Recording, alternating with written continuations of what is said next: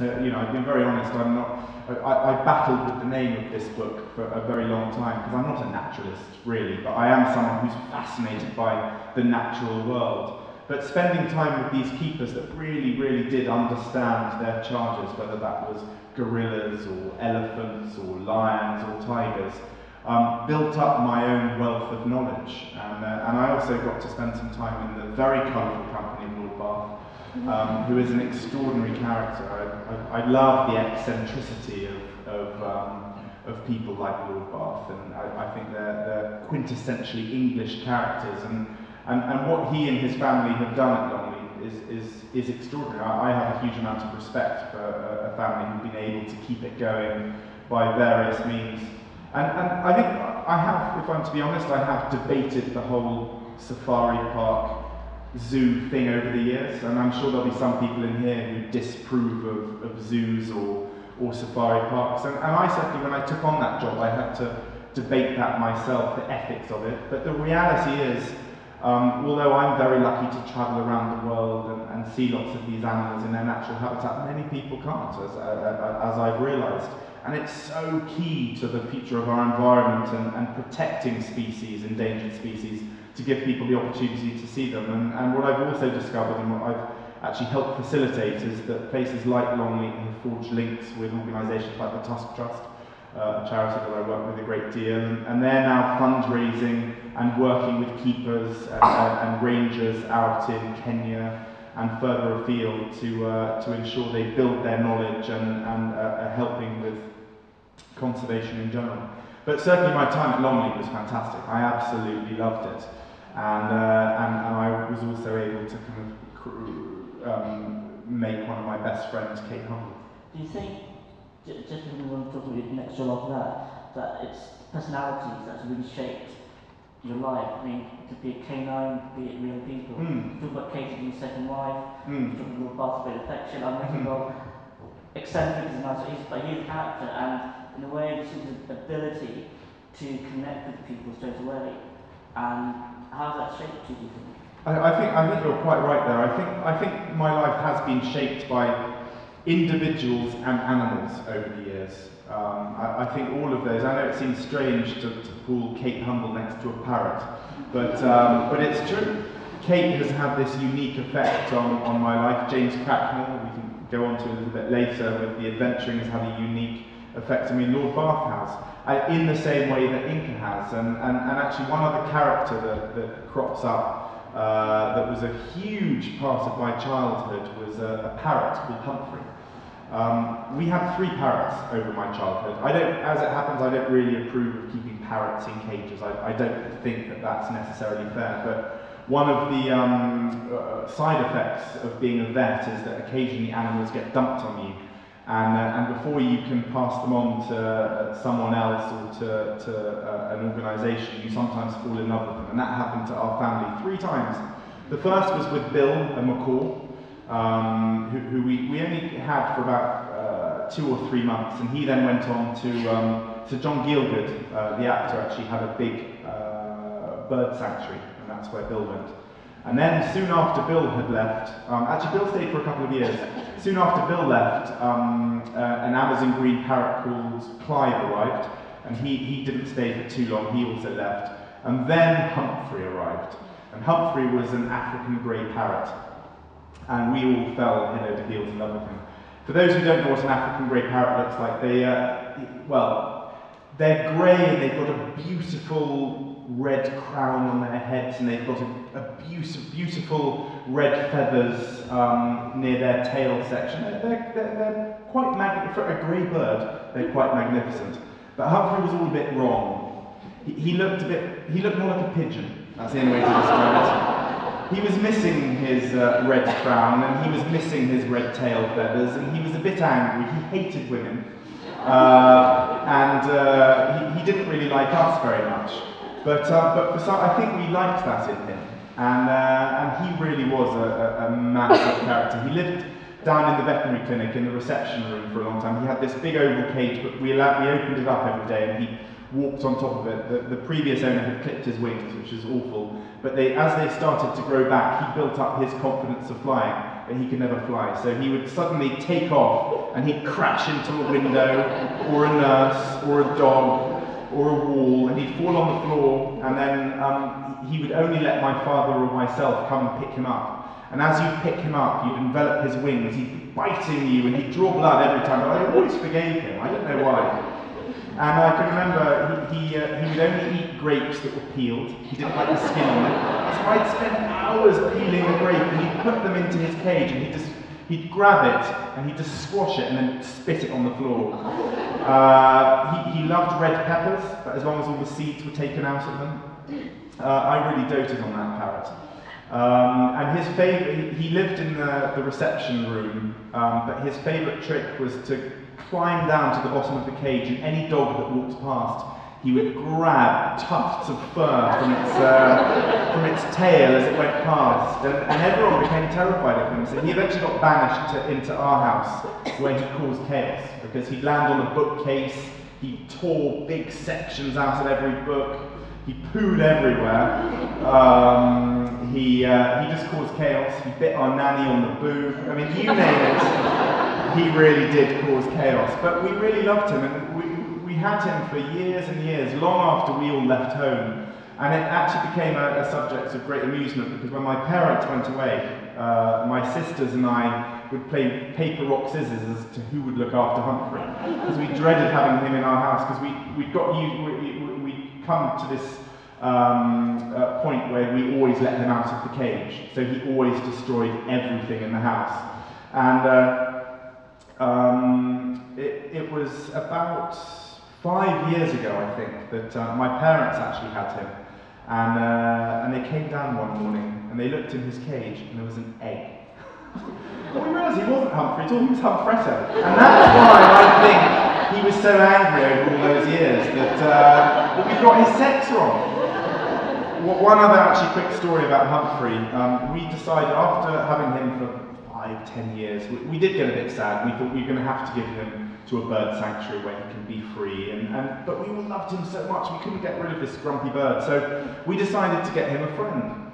So Dad found out about another African grey parrot, slightly more regal looking, called Wren, who was looking for a home, and we decided to bring him in on a trial. And my father read lots up about parrots and how to introduce two new parrots to each other. So the cages both went in the same room with doors firmly closed. And then the next day they were moved closer together, and then close together. And then by a week later, they were side by side. And we went down one morning and they were kind of like, it looked like they were kissing. They were kind of touching beaks and they were interacting with one another. So we then opened the doors to the cages and they both got out and they started looking at each other. So we thought, this is brilliant. So one night we decided, this is many weeks later, we decided to put the cages together with the doors open for the night. Brilliant. What could go wrong? We all went to bed, we came down the next morning and we pulled off the sheets. It's like a magician's trick. We always put a sheet over his cage at night. So we pulled off the cage and there was a gasp from my mother. There was Humphrey, sitting on his perch, looking pretty glum,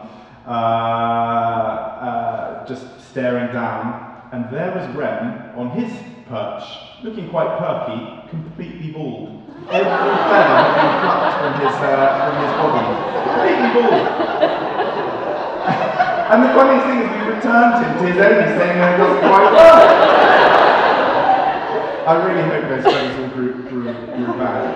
But I think you're completely right that it's individual characters like Humphrey, like Inca, like Kate, like James that really create me as a person. I'm inspired by them, I'm moved by them, I'm humoured by them, and they've all been significant figures in my life, I think. And actually, if you compare the books, the Accidental Adventurer, its locations as well did exactly the same thing. So Latin America was a very significant part of my life, and in fact Latin America was probably my first insight into conservation and the environment.